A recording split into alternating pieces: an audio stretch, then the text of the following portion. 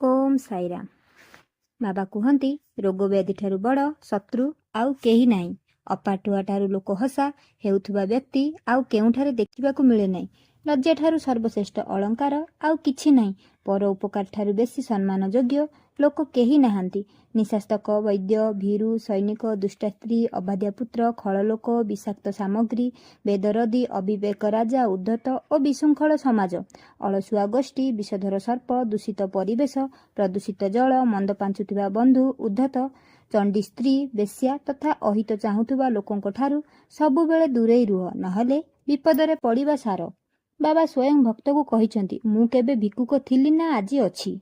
मु तो केवल सेई मानंकु भिक्षा मागे जेउ माने लोभ मोह मायारे पड़ी असत उपाୟରେ धन अर्जन करी पापरे बुढ़ी रहिछंती।